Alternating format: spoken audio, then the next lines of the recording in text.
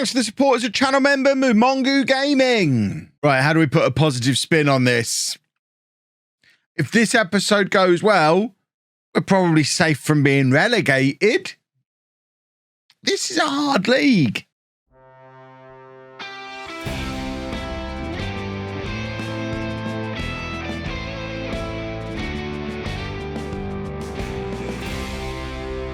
Welcome to part 123 of Bourne in the USA. I'm Kevin. Coming up on today's episode, we have two games for you in the championship.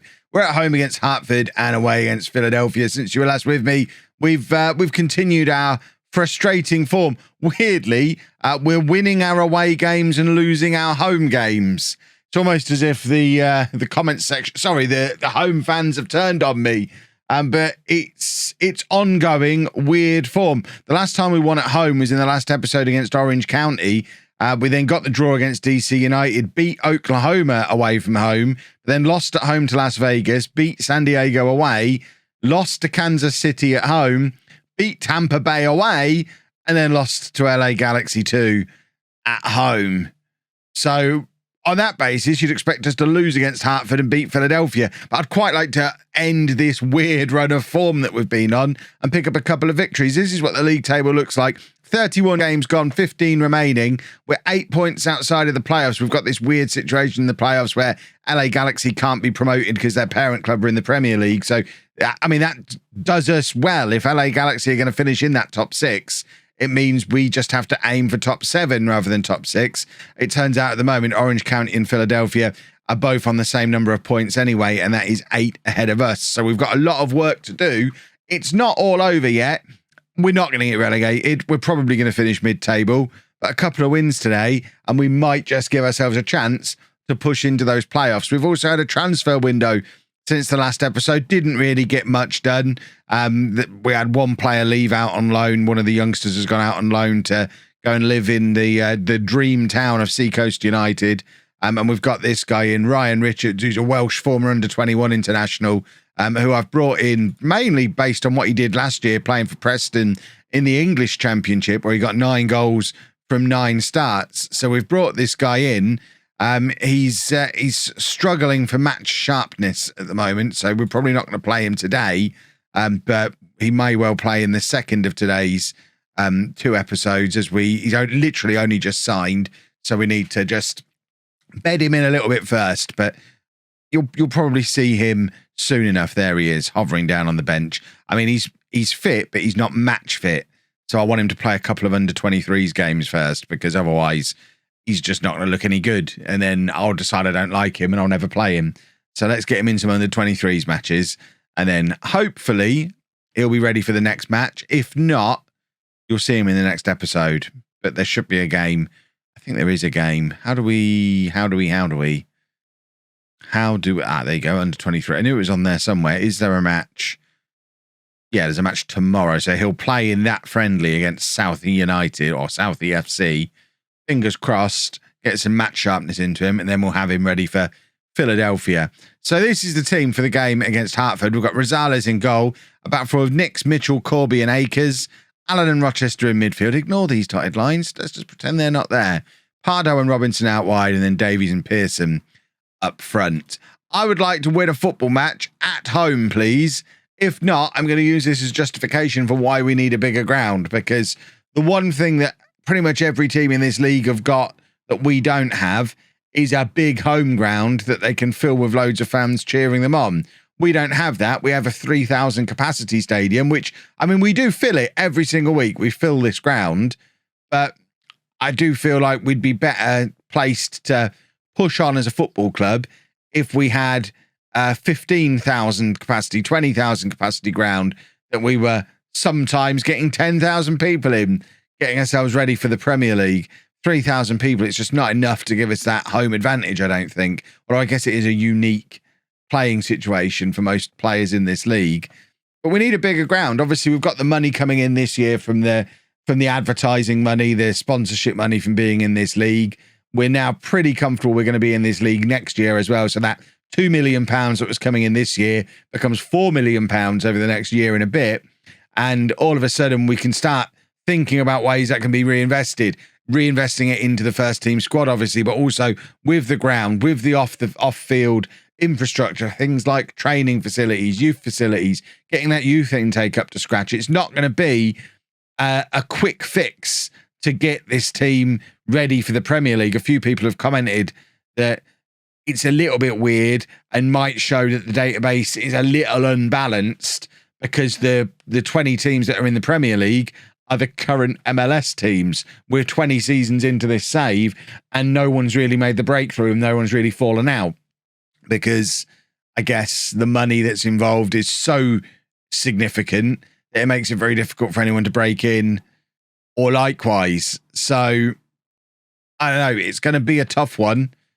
But I think if we can invest this money that we've got now sensibly, we've shown over years and years and years and years that we can massively overachieve with this club. So now all we need to do is reinvest sensibly, operate the club at a profit. That's key, operate at a profit, gradually improve the quality of the squad, gradually improve the club off the pitch, get some good young players coming through, keep hoovering up the good young players that are released by those Premier League teams. And sooner or later, we'll get a squad that can have a fantastic season, grab us that promotion. And once we're in the Premier League and that Premier League money starts to flow through, again, just be sensible with it. And I think we'll get there. Whether or not we'll ever be in a position to win the Premier League in this save, I am cautiously looking ahead at where we are on the calendar now. It's the early September as I'm recording this video. If you're watching this in the distant future, we've got FM22 on the horizon. We've not got 10 seasons left in this save. If you compare it to the home save, it took us 5 years to get out of the Championship and another 10 to win the Premier League. We've certainly not got 15 years. We don't have 5 years. We don't have 10 years. We're probably going to struggle to get 5 more seasons in. So I'm kind of readjusting what the goal for the save is, I think. We're not going to win the Premier League. We're not going to win the Champions League in this save. I think the new goal is get to the Premier League. We started down in tier 10.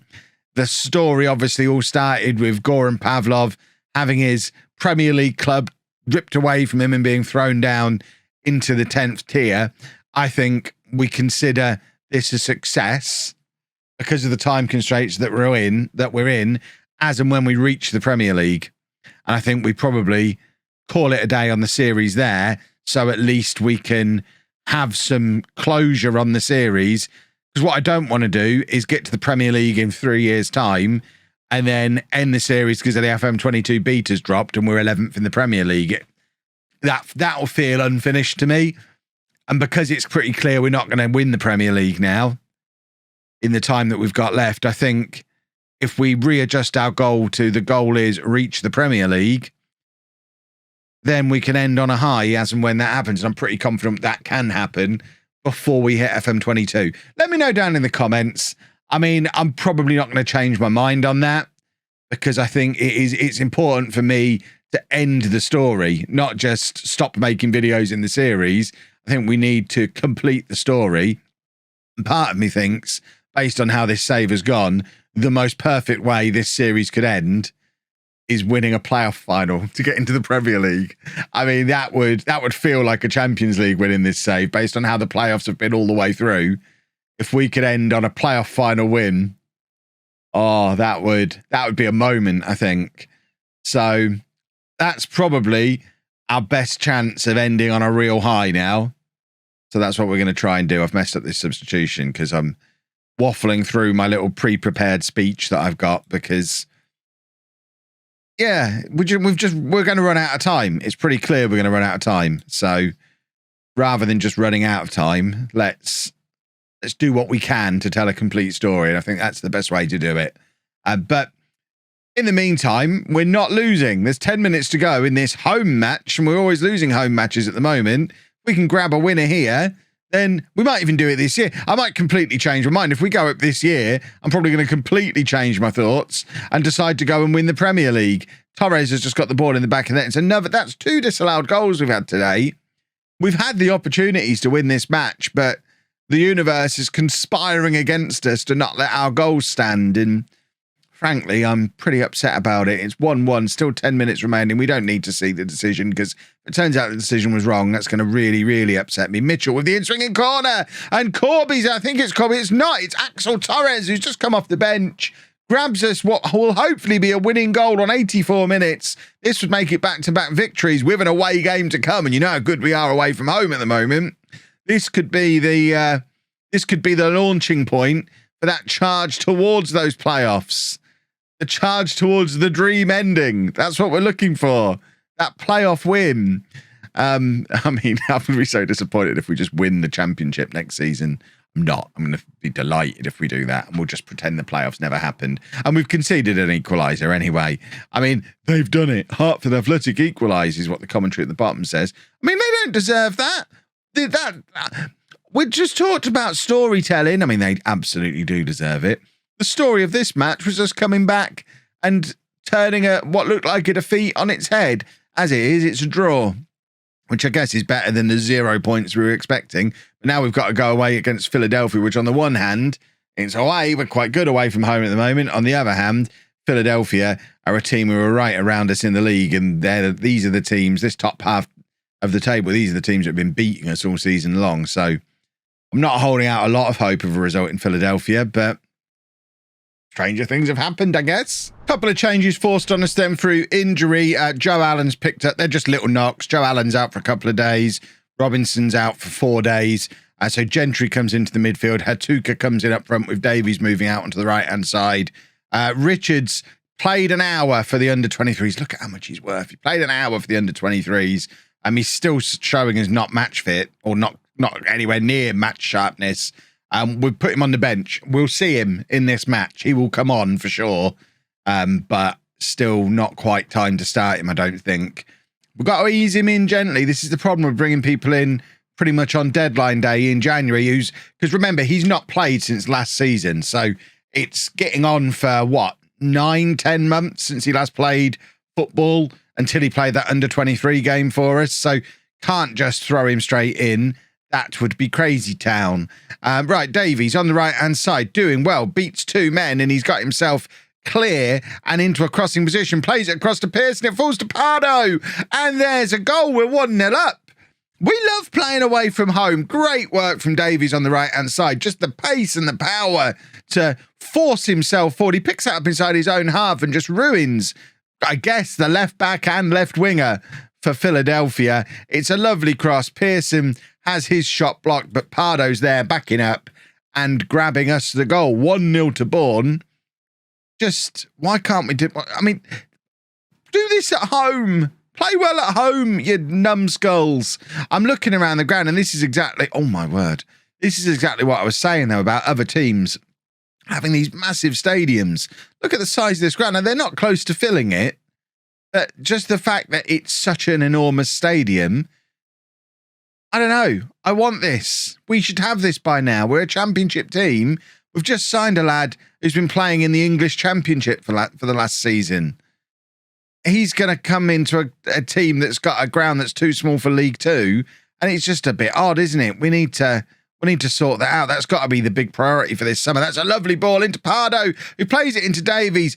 I don't see that Davies is the guy who's offside here. I think it's probably Pardo who's offside. It was iffy from the original pass. We'll have a look at it from the replay, but I think it is the original pass through to Pardo that is offside. We don't get to see the replay. I think that's what's happened. Davies definitely looked like he'd timed his run from deep and thought he'd had the favour returned to him by Pardo after creating that first goal, but 'twas not to be. Nix with the ball forward looking for Pearson, who heads it down to Gentry. A rare start for Gentry, who's probably not going to be coming back on loan for us again, but he's got an opportunity today. Maybe he'll have a really good game, force his way back into the team, and then we'll have to make a decision on him as we get towards the end of the season. Ackers then playing it forward to Davies. Ball forward to Pardo, who's getting a lot of space on this left-hand side today.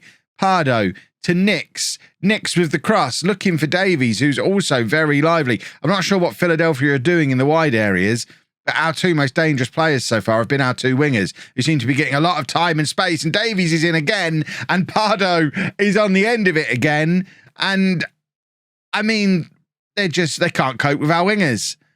the two wide men are tearing them apart at the moment, and it's a beautiful thing. All played down the line there from Rochester. Davies using his pace again, and Pardo there with the finish. That's what they're doing. They're playing three at the back and cannot cope with our wingers because of it. It's like a flat back seven they've got going on there. And even with a flat back seven, there's nobody picking up the wide players. I mean, it's not, is it? They're literally just leaving three men back. And because of that, with us having four men forward, Pardo's now got a hat trick. I mean, if I'm Philadelphia manager now, which I'm not, but if I was, I think I would be looking to switch this defence up, because leaving only three men back and they're basically playing with wingers rather than wing backs.